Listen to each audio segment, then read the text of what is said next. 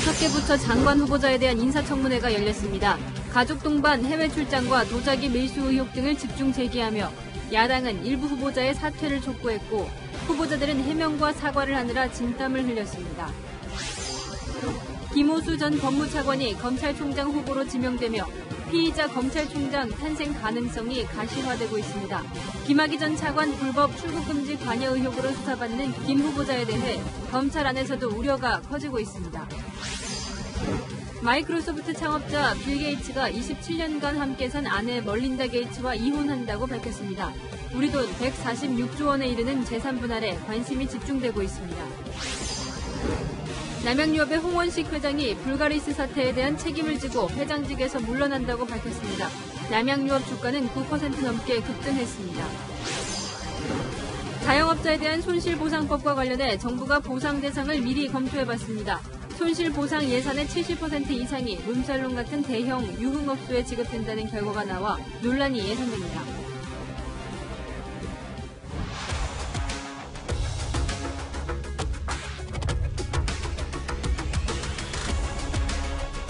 뉴스의 동정민입니다.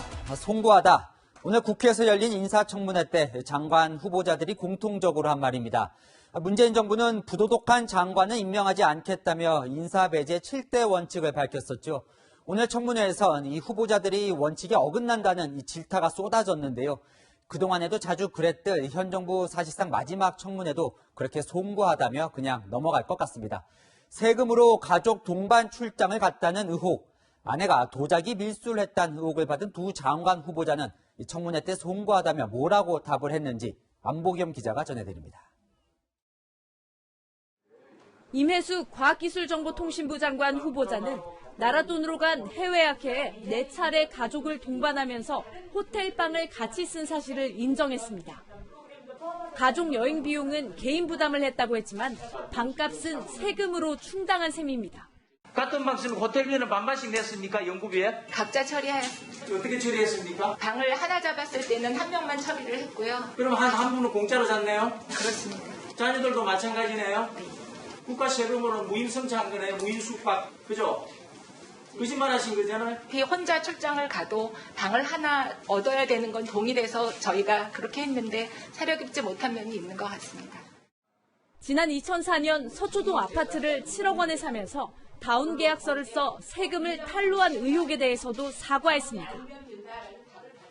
박준영 해양수산부 장관 후보자는 아내의 도자기 밀수 의혹에 대해 판매용이 아니라 쓰던 거라고 강조했습니다. 얼핏 보아도 수천 점이 넘죠. 것이 해명대로 집안 장식이나 가정생활 중 사용한 건 맞습니까? 고가라고 말씀하시는 부분들이 있는데 비싼 부분들도 있지만요. 가시면은 50p, 그러니까 50센트나 1파운드, 2파운드, 3파운드에 대부분 살 수 있는 부분이 많습니다. 배라지 세일도 있습니다. 정의당은 임 후보자에 대해 의혹 백화점이라고 비판했고 박 후보자에 대해서는 보따리 장사의 밀수보다 더 나쁜 게 외교관의 지위를 악용하는 것이라고 지적했습니다. 채널A 뉴스 안보겸입니다.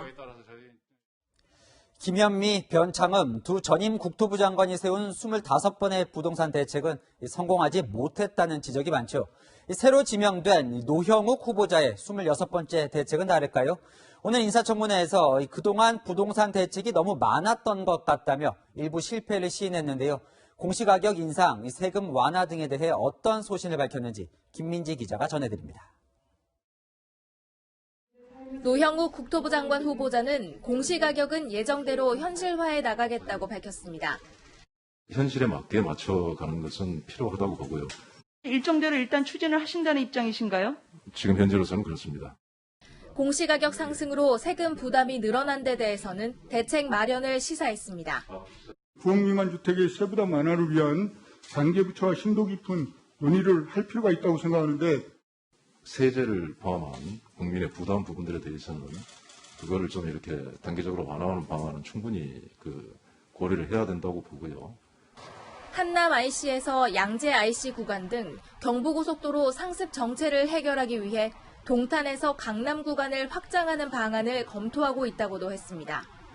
세종시 아파트를 공무원 특별 공급으로 받은 뒤에 거주하지 않고 팔면서 2억 이상의 시세 차익을 남긴 데 대해서는 투기가 아니라고 강조했습니다.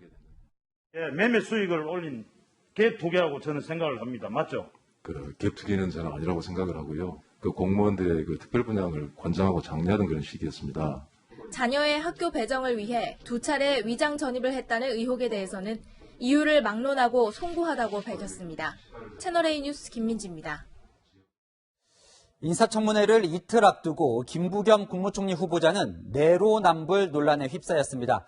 국회의원 시절 자녀가 외국어고에 합격한 지 그 2달 후에 외고 폐지 법안을 공동 발의한 사실이 확인됐습니다.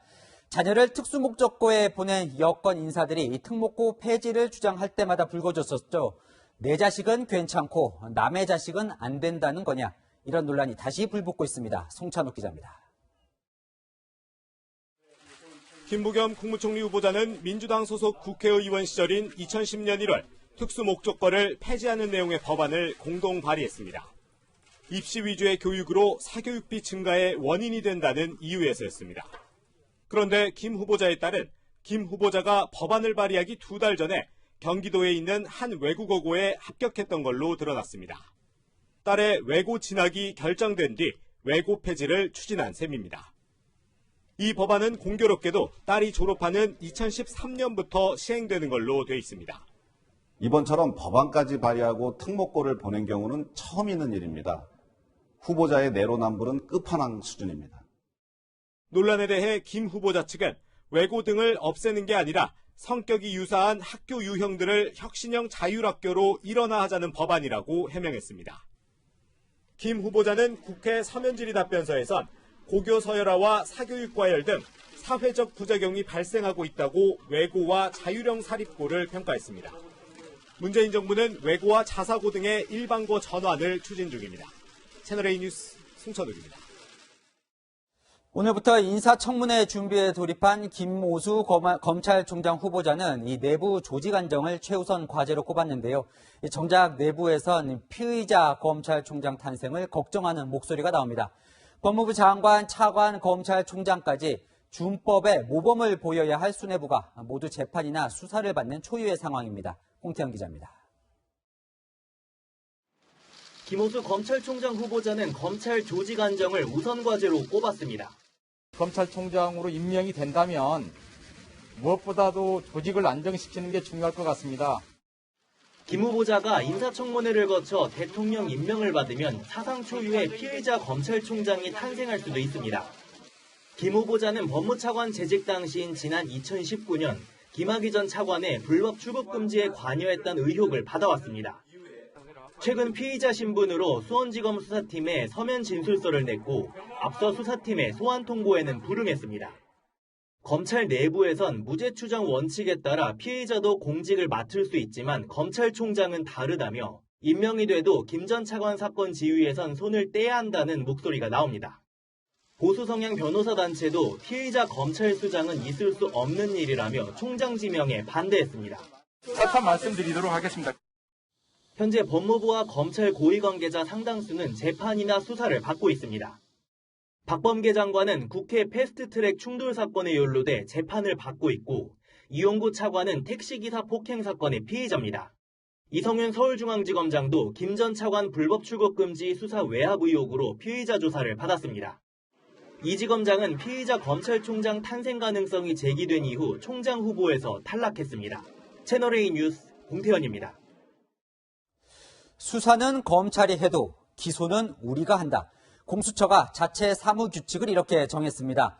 검찰이 제 식구 감싸기를 할 수 있다는 논리인데요. 이 정작 이성윤 지검장 황제 소환은 공수처가 했다는 비판이 나옵니다. 공수처와 검찰이 정면 충돌했습니다. 이윤우 기자입니다. 논란이 된 건 오늘 공표된 고위공직자범죄수사처의 사무규칙 조항입니다. 이른바 유보부 이첩 조항으로 다른 수사기관에 이첩한 사건 수사가 완료되면 기소 여부 판단을 위해 공수처가 재이첩을 요청할 수 있다는 내용입니다. 현직 판사, 검사 등 공수처 수사 대상자 범죄는 검찰 등에 맡겨 수사해도 재판에 넘길지는 공수처가 결정하겠다는 겁니다. 앞서 공수처는 이 규정을 김학의 전 법무차관 불법 출국금지 수사 외압 의혹을 받는 이성윤 서울중앙지검장 사건에 적용하려 했습니다. 지난 3월 검찰에 이 지검장 사건을 넘기면서 수사가 끝나면 공수처로 다시 사건을 넘겨달라고 한 겁니다. 당시 검찰 수사팀은 기소권은 검찰에 있다며 반박했습니다. 공수처가 논란이 됐던 사건 처리 절차를 사무규칙에 명문화하자 검찰은 대외적 구속력이 없는 공수처 내부 규칙으로 다른 국가기관 업무에 혼선을 초래할 수 있다며 반발했습니다. 고위공직자 범죄라고 해서 자기들이 처음부터 끝까지 다 수사권을 좌지우지할 수 있다고 법률에는 규정되어 있지는 않다고 저는 보여집니다. 공수처는 이 규정이 검찰의 제 식구 감싸기를 막는 데 필요하다는 입장이지만 앞서 공수처는 이성윤 지검장 황제조사 논란을 제공한 전력이 있습니다. 이 조항을 두고 검찰과 공수처의 충돌이 반복될 거란 관측이 나옵니다. 채널A 뉴스 이은ሁ입니다. 네. 유제품 불가리스 사태로 남양유업 홍원식 회장이 결국 자리에서 물러났습니다. 남양유업은 그동안 대리점 갑질 사건, 황하나 씨와의 연관성 등 여러 가지 악재가 있었죠. 홍 회장은 자식들에게도 경영권을 물려주지 않겠다고 밝혔습니다. 홍유라 기자입니다. 지난 2013년 남양유업은 본사 직원이 대리점 직원에게 폭언 등 갑질한 게 알려지며 대국민 사과를 했습니다. 진심으로 고개 숙여 국민 여러분께 사과드립니다. 2019년엔 홍원식 회장의 외조카인 황하나 씨의 마약 사건 등 논란이 이어졌지만 홍 회장은 모습을 드러내지 않았습니다. 그런데 오늘 열린 대국민 사과 기자회견엔 직접 등장해 고개를 숙였습니다. 이른바 불가리스 사태로 불매 운동에 영업 정지 위기로까지 이어지면서 사태가 걷잡을 수 없게 커졌기 때문입니다.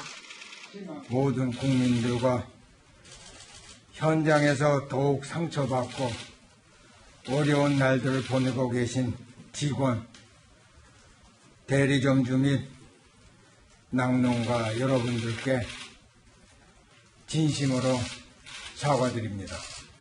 창업주의 장남으로 1977년부터 참여해온 홍 회장은 경영활동에 마침표를 찍었습니다. 후대에도 경영권을 넘기지 않기로 결정했습니다. 남양유업 회장직에서 물러나겠습니다. 또한 자식에게도 경영권을 물려주지 않겠습니다. 약 5분 동안 진행된 기자회견에서 홍 회장은 여러 번 눈물을 닦았습니다. 홍 회장의 사퇴 소식이 전해지자 남양유업 주가는 폭등했습니다. 장중 한때 28% 급등하며 42만 5천 원까지 거래됐고 9.52% 오른 36만 2,500원에 거래를 마쳤습니다. 오너 리스크가 해소됐다는 기대감이 주가에 반영됐다는 분석이 나오지만 추락한 소비자 신뢰를 회복할 수 있을지는 미지수입니다. 채널A 뉴스 홍유라입니다. 한강에서 숨진 채 발견된 대학생 사건 속보입니다. 아들을 잃은 아버지가 경찰의 초동 수사에 미진한 점이 많았다며 검찰이 바로 잡아달라고 진정서를 냈습니다. 어떤 의문점들을 제기했는지 박건영 기자가 보도합니다. 손 씨 아버지는 오늘 오후 서울중앙지검에 진정서를 냈습니다. 실종 신고 때부터 손 씨가 숨진 채 발견되기까지 경찰 초동 수사가 미흡했다며 검찰에서 보완 수사 지시를 내려달라는 겁니다. 정황적인 증거는 많은데 물적 증거가 너무 없다 보니 이 상태로 가다가는 뭐 증거로 내세울 게 하나도 없을 판인데. 손 씨 아버지는 실종 당일 새벽까지 함께 술을 마신 친구의 행적을 더 구체적으로 밝혀야 한다고 했습니다. 이 친구가 오늘 새벽 빈소를 찾아와 조문하려 한 것에 대해 불쾌감을 나타내기도 했습니다. 손 씨를 두고 먼저 온 것에 대한 사죄 없이 빈소에 다녀갔다는 흔적만 남기려 한 게 아니냐는 겁니다. 경찰은 손 씨의 행적을 파악하기 위해 친구가 가져갔던 손 씨의 휴대전화를 포렌식하고 있습니다. 또 손 씨가 소지했을 걸로 보이는 친구의 휴대전화를 찾는 중인데 오늘 손 씨가 발견된 현장 인근에서 휴대전화 한 대를 찾았습니다. 하지만 확인 결과 친구의 휴대전화는 아닌 것으로 드러났습니다. 손 씨 사망 사건에 대한 여러 의문점이 남는 가운데 어제 청와대 국민청원 게시판에는 진실을 밝혀달라는 글이 올라왔습니다. 해당 국민청원에는 하루 만에 20만 명 이상이 동의해 청와대의 답변 요건을 충족했습니다. 채널A 뉴스 박건영입니다. 집 현관 비밀번호 누르실 때 조심하셔야겠습니다. 위층 계단에 숨어 집주인이 비밀번호를 누르는 모습을 촬영한 뒤 절도하는 사건이 일어났습니다. 영상에 비밀번호가 어떻게 노출됐는지 김태형 기자가 보여드립니다. 대전시의 한 아파트. 집주인이 출입문 비밀번호를 누르고 안으로 들어갑니다. 비밀번호 숫자가 고스란히 노출됩니다. 영상을 찍은 사람은 40대 남성 절도범입니다. 이 남성은 이 아파트 계단에 숨어 이 집주인이 현관 비밀번호 누르는 모습을 촬영했습니다. 집주인이 외출하면 미리 파악한 비밀번호를 누르고 집에 들어가 금품을 훔쳤습니다. 집주인 외출 시간을 파악해 범행 시간을 계산하고 범행 뒤 옷을 갈아입어 추적을 피했습니다. 피해자가 언제 들어오는 것까지 다 적어놨었어요. 남성은 이런 수법으로 지난해 6월부터 최근까지 대전과 청주 지역 아파트 8곳에서 2,500만 원어치 금품을 훔쳤습니다. 남성의 범죄 행각은 집주인이 설치한 CCTV로 덜미가 잡혔습니다. 밤에 편의점에 놀러가고 새벽이면 1시에 없어졌거든요. 남성은 경찰 조사에서 훔친 물건을 팔아 생활비에 썼다고 진술했습니다. 전문가들은 출입문 비밀번호를 누를 때 주변을 유심히 살펴야 한다고 조언합니다. 비밀번호를 누를 때 몸이나 손으로 가리는 것을 습관화를 하고 주변에 초소형 촬영 장치가 있는지를 살피는 노력이 필요하다고 생각합니다. 또 아파트 공동 현관문 비밀번호를 수시로 바꾸는 등 보안에 신경 써야 한다고 강조합니다. 채널A 뉴스 김태형입니다. 네.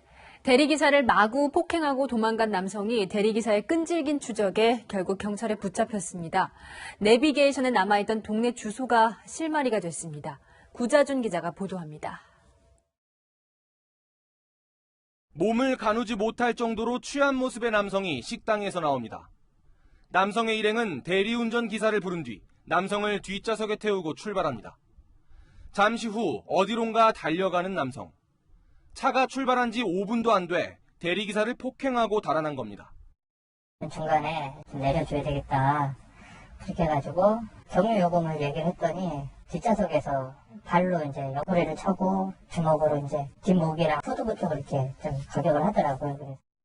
남성은 대리기사가 경찰에 신고하는 사이 차에서 내려 이 길을 따라 도주했습니다.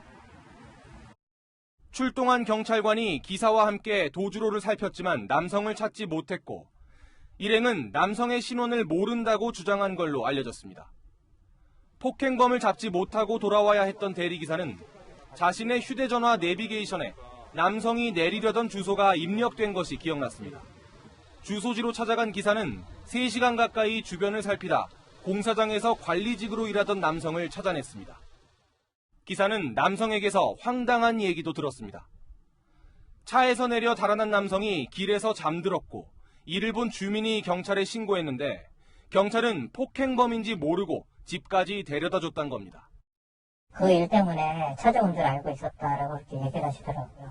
좀 황당했죠. 저를 때리고 수백 미터를 이렇게 도망갔는데 자고 있었다라고 이렇게 얘기를 하시니까 조금 괘씸하고. 기사에게서 남성의 신원을 넘겨받은 경찰은 주행 중에 폭행이 일어난 만큼 특정범죄 가중처벌법상 운전자 폭행 혐의를 적용해 수사하고 있습니다. 채널A 뉴스 구자준입니다.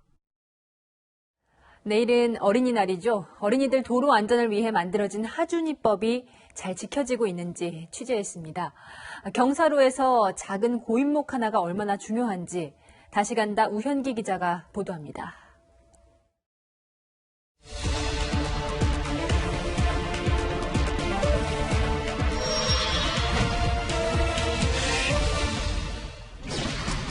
놀이공원의 주차장.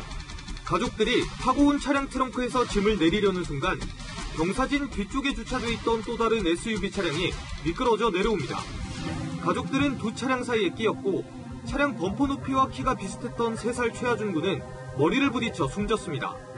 사고 차량은 주차 브레이크가 채워져 있지 않았고 경사의 흘러내림을 막는 고인목 등 안전장치도 없었습니다. 스탑하라도 있었으면 하준이는 지금 살아서 제 곁에 웃고 있었을 겁니다. 주차장법 개정안 꼭 부탁드립니다. 사고 이후 경사진 주차장엔 미끄럼주의 표지판과 고인목을 반드시 갖추도록 하는 하준이법이 통과돼 지난해 6월부터 시행 중입니다. 3살 아이가 숨진 놀이공원 주차장입니다. 지금은 주차 시에 고인목을 고정해달라는 안내문이 나붙었는데요.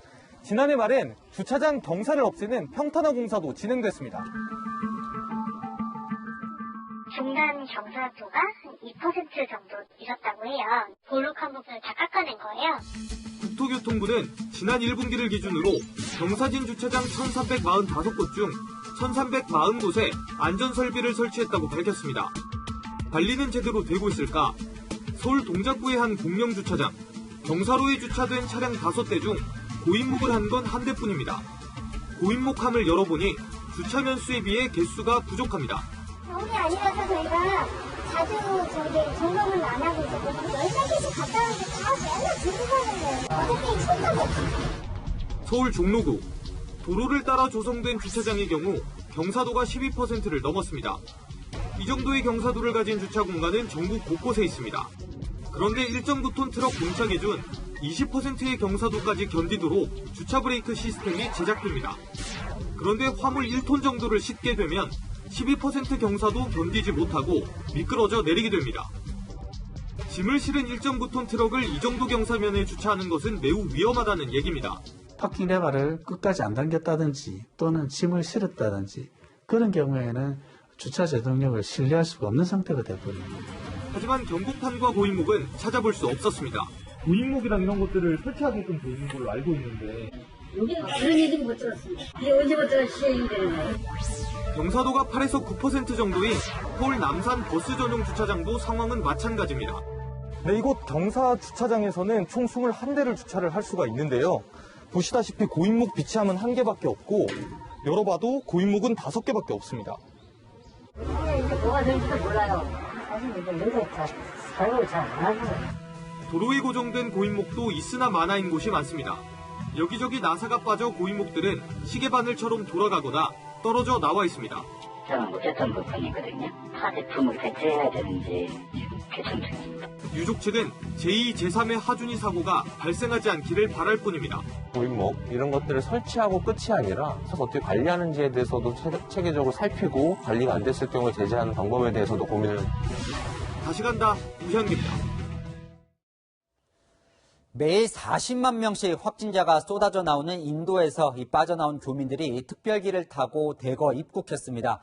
이 자가격리만 하는 일반 귀국자와 달리 당분간 임시생활시설에서 생활하게 되는데요. 우리나라도 이 변이 바이러스 확산이 심상치가 않습니다. 특히 울산 지역은 최근 분석한 유전체의 절반 이상이 영국발 변이 바이러스였습니다. 황규락 기자입니다. 입국장을 빠져나와 음성 확인서를 제출하는 사람들.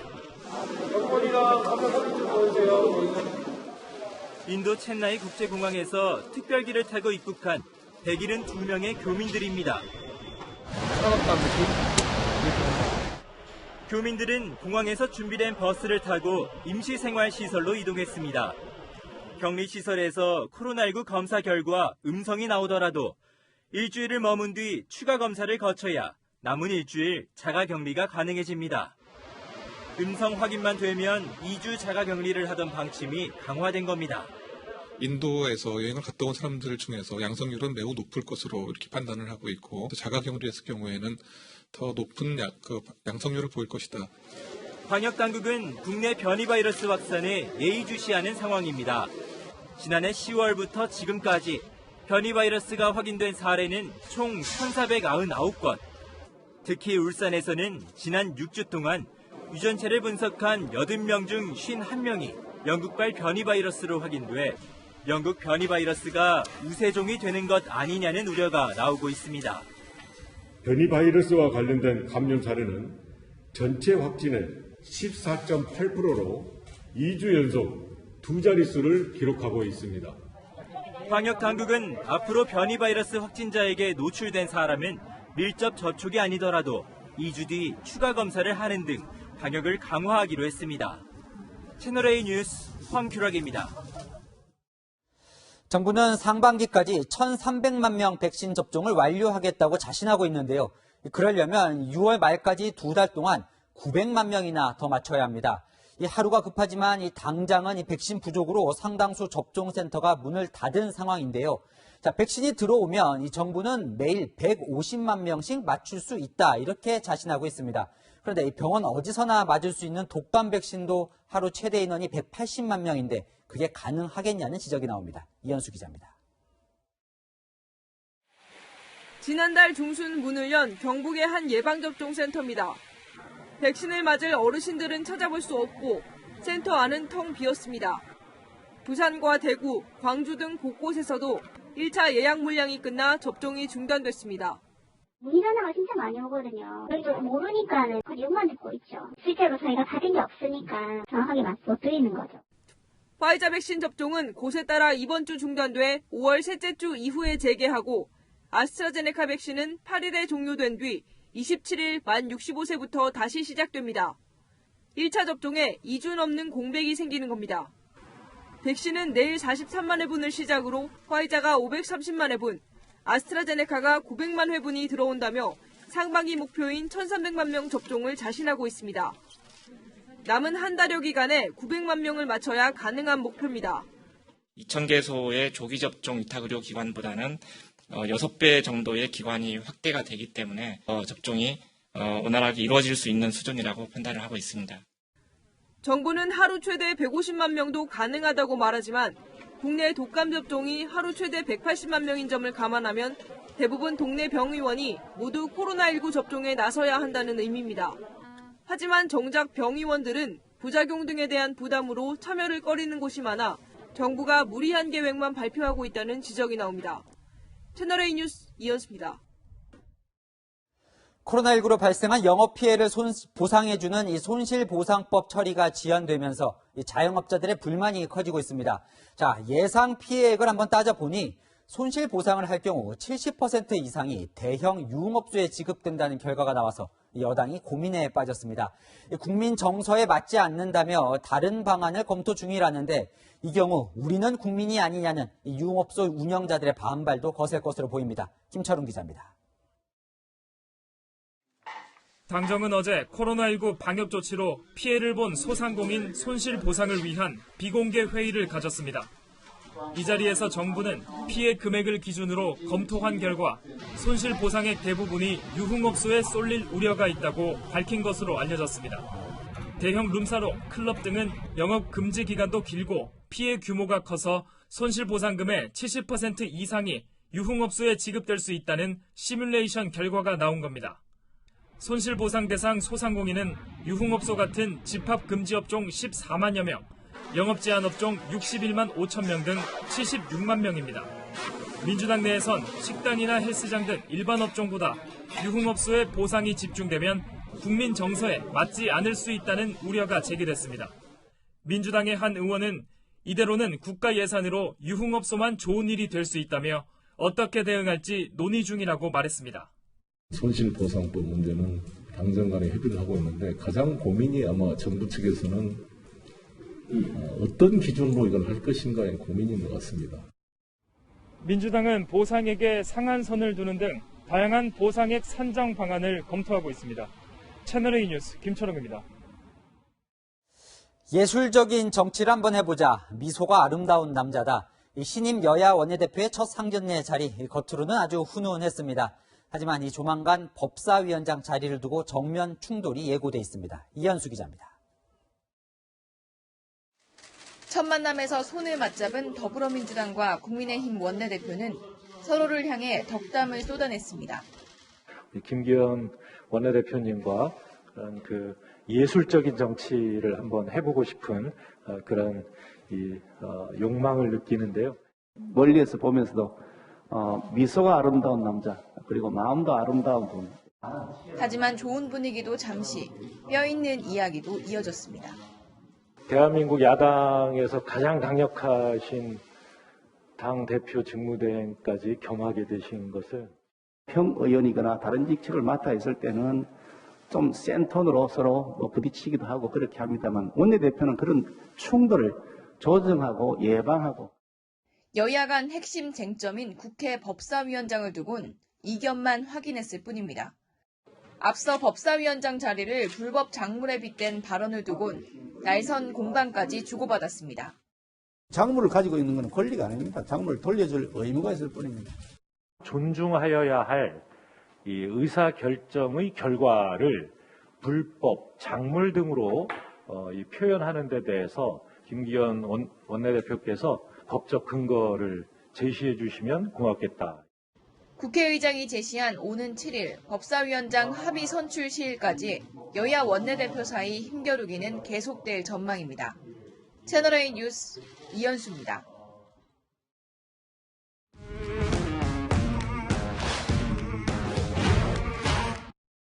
여랑야랑 정치부 이동훈 기자와 함께합니다. 첫 번째 주제 보여주시죠. 네.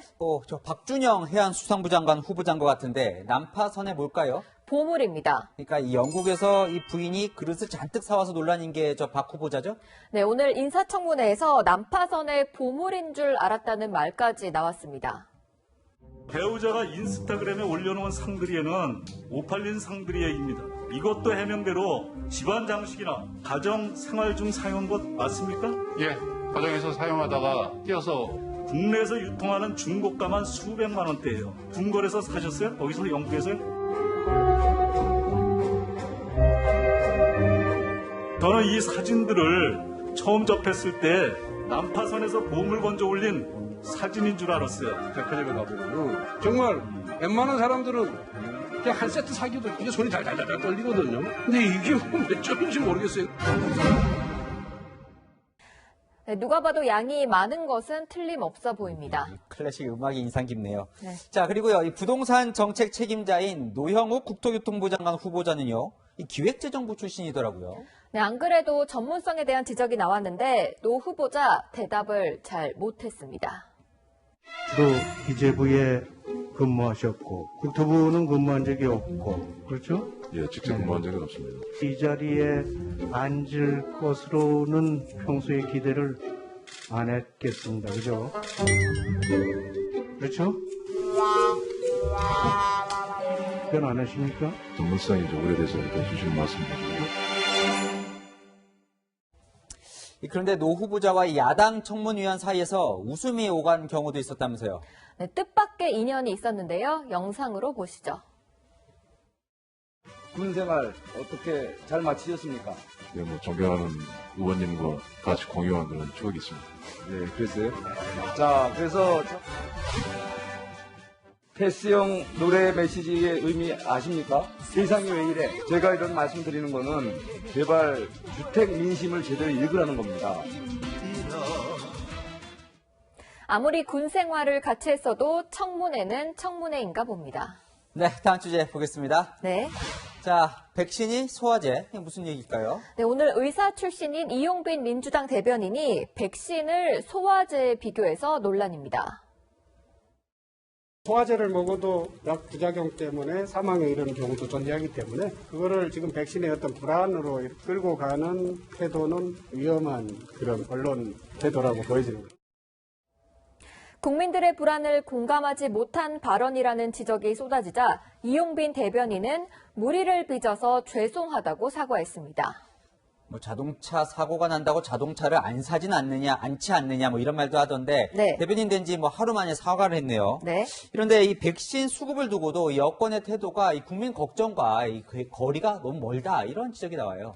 네, 어제 대통령에 이어서 오늘은 송영길 민주당 대표도 자신감을 보였습니다. 저희 정부가 노력을 해서 2차 접종까지 물량이 확보되어 있고 화이자도 물량을 조금씩 늘려가면서 제때에 공급이 되고 있는 것으로 듣고 있습니다. 네, 하지만 당장 현실은 1차 접종 예약 중단이고 정은경 질병관리청장도 송구하다고 사과했죠. 그래서 나는 백신을 언제 맞나 국민 마음은 타들어가고 있습니다. 자, 이 계약만 해도 확보했다고 발표하는데요. 이 확보는 이미 갖고 있는 거에 보통 뜻합니다. 여랑야랑이었습니다.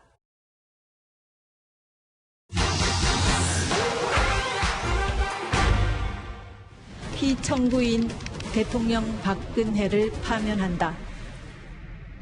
헌정사상 초유의 현직 대통령 파면, 이후 치러진 조기 대선을 통해 문재인 대통령이 당선 취임했죠. 오늘 한 언론에서 문 대통령의 5년 임기가 끝나는 시점 내년 5월 9일인지 10일인지 논란이 있다고 보도했는데요. 따져보겠습니다.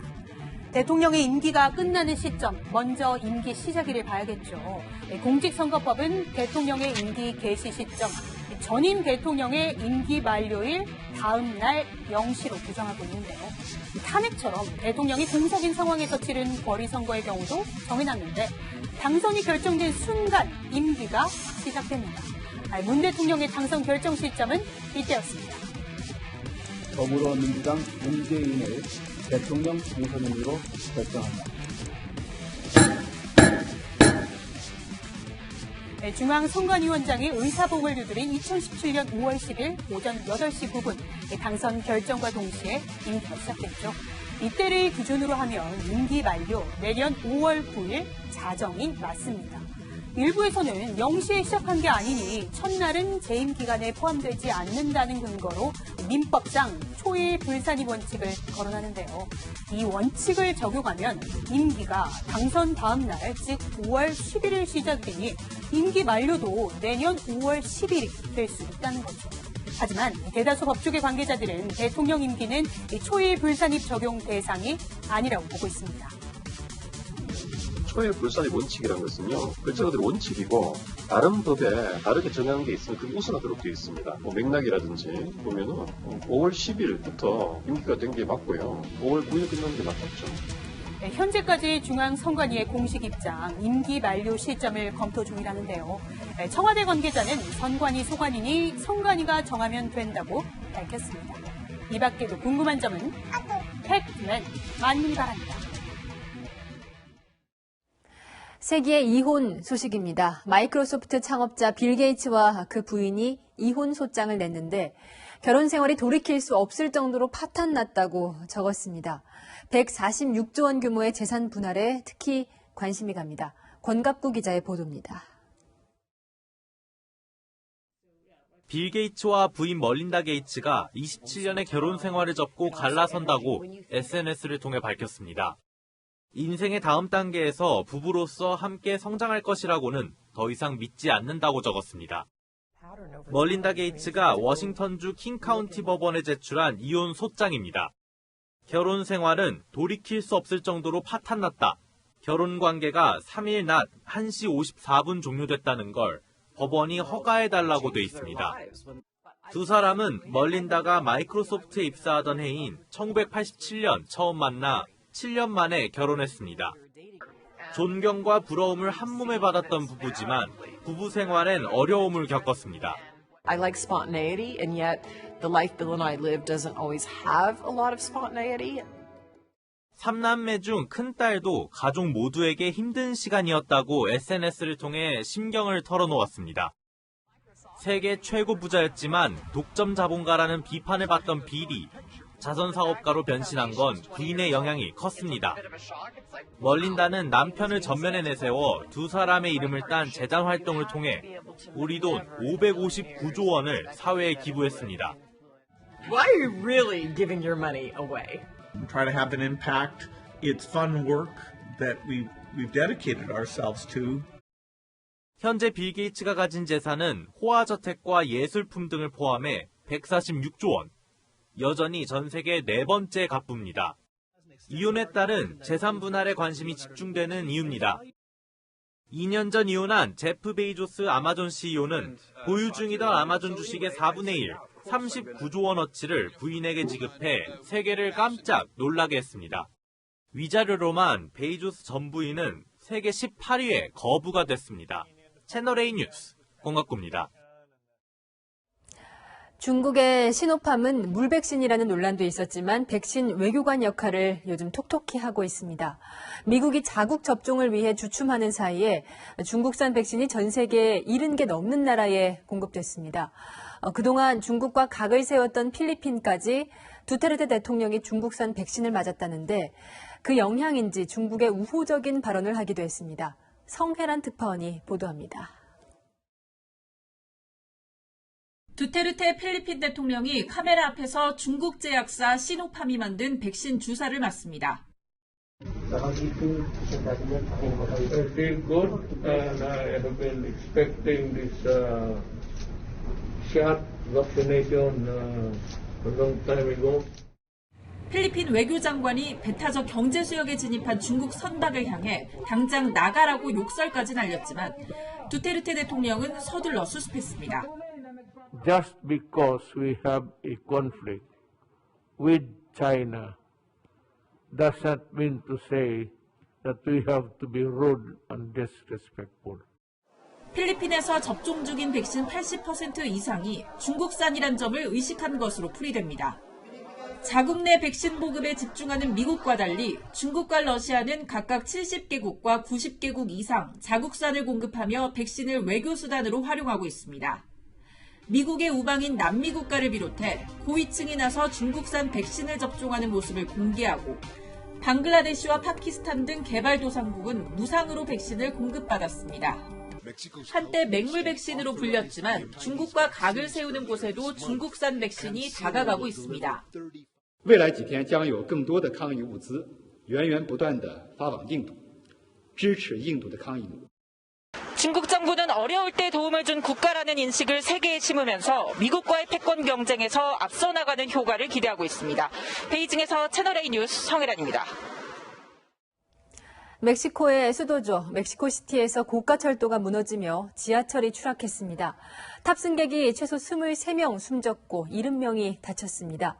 부상자 가운데 위중한 환자가 적지 않아서 사망자가 늘어날 가능성이 높습니다. 사고 원인은 아직 밝혀지지 않았는데 멕시코시티 시장이 지하철이 지나갈 때 고가철도를 지탱하던 기둥 하나가 무너졌다고 밝혔습니다. 추락한 열차는 아직도 파손된 교량에 간신히 매달려 있는 상황인데요. 긴급 구조대가 사다리로 현장 접근을 시도하고 있지만 여전히 추락 위험이 있어서 접근이 쉽지 않습니다.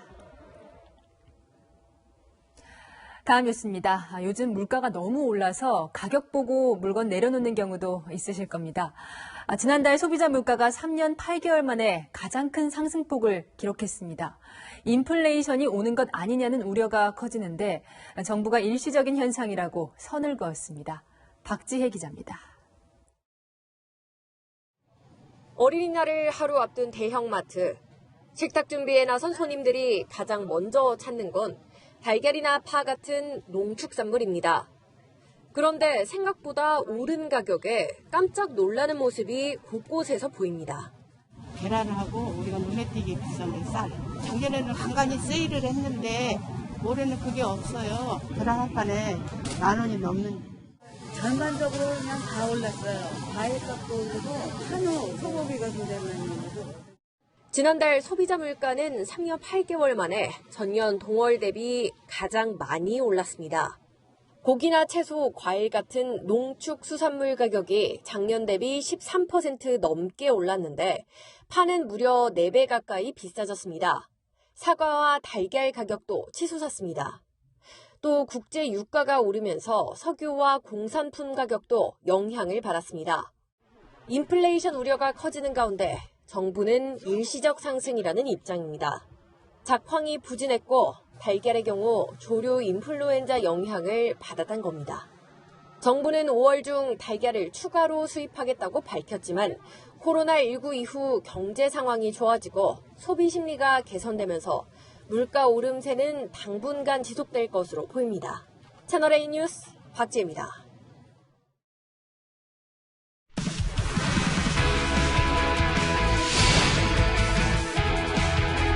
안녕하세요. 스포츠 뉴스입니다. 미국에 이어 영국에서도 코로나 사태 이후 첫 만원 관중이 들어찼습니다. 이제 스포츠도 코로나 이전의 일상이 회복되는 걸까요? 염정원 기자입니다. 우승을 결정짓는 마지막 샷. 다시 한번 호흡을 가다듬고 결국 성공시킵니다. 우승 상금 약 8억 원을 따낸 순간, 이 극적인 순간을 약 1,000명의 만원 관중이 박수와 환호로 함께했습니다.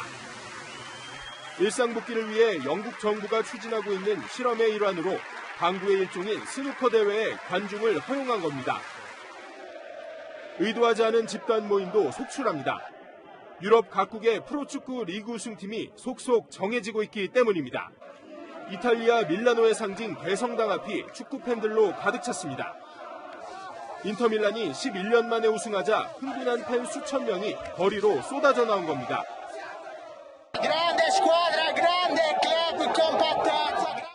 여전히 하루 15,000명대 확진자가 나오고 있는 곳이라고는 믿기 힘들 정도입니다. 네덜란드 암스테르담에선 우승팀 아약스 팬들이 거리를 메웠습니다. 선수들까지 마스크를 쓰지 않고 우승 뒤풀이에 함께했습니다. 두 나라 모두 집단적인 모임은 불법이지만 유럽에서 우승을 축하하는 팬들을 강제 해산하기란 정서상 불가능에 가깝습니다. 채널A 뉴스 염정원입니다. 어제 손흥민이 터뜨린 멋진 골도 가마차기였는데요. 현대축구의 단단한 수비전도 뚫어내는 무기로 통합니다.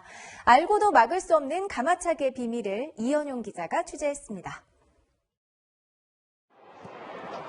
슈팅 기회를 잡은 임상혁이 오른발로 접은 뒤 왼발로 제대로 가마찹니다. 골키퍼 입장에서 나갈 것 같은데 이게 쏙 빨리는 경우가 있어요. 가마차기 그게 매력인 것 같아요. 고속 촬영으로 보니 공의 휘어짐은 더 선명합니다. 발등이 아닌 발가락 부위로. 오른발로 차니 날아가던 공은 왼쪽으로. 왼발로 차면 오른쪽으로 휘어집니다. 발등으로 차면 슈팅 속도는 빠르지만 회전력은 떨어집니다. 때로는 가마차기가 공격수로서 생존의 수단이기도 합니다. 발목 부상이 많아서 좀 발등으로 찰 때 좀 발목이 좀 약해서 가마 차는 건 좀 그런 강도 없이 좀 기술적으로 골키퍼를 좀 속일 수 있는 정밀한 계산과 순발력이 빚어내는 가마차기. 비결은 단순하지만 명쾌합니다. 항상 연습밖에 없는 것 같습니다. 채널A 뉴스 이현용입니다.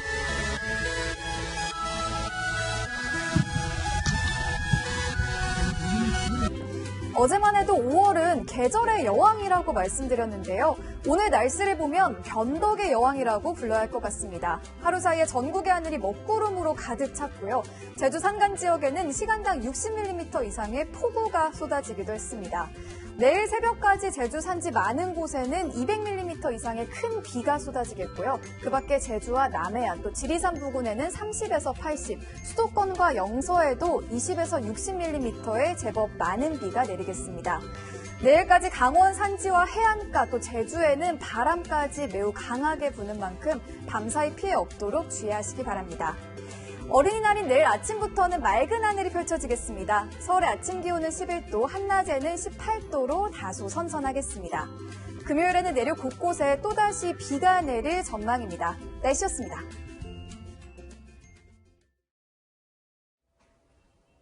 사단장님의 드리블을 방해하거나 태클 거는 놈은 가만두지 않겠다. 예전에는 이랬죠. 그런데 요즘 이 육군 훈련소 소식 전해드립니다. 6대전이라고 불리는 SNS 항고 때문에 군이 술렁이고 있습니다. 공 패스 안 한다고 간부가 때렸다. 급식이 부실하다. 장병들의 제보 창구가 됐습니다. 이 골치 아파진 간부들, 병사들의 휴대폰 사용을 탓한다는데요. 이제 시대가 바뀌었습니다. 오늘의 한마디, 충성은 작전에만으로 하겠습니다. 오늘 뉴스 여기까지입니다. 내일도 뉴스입니다.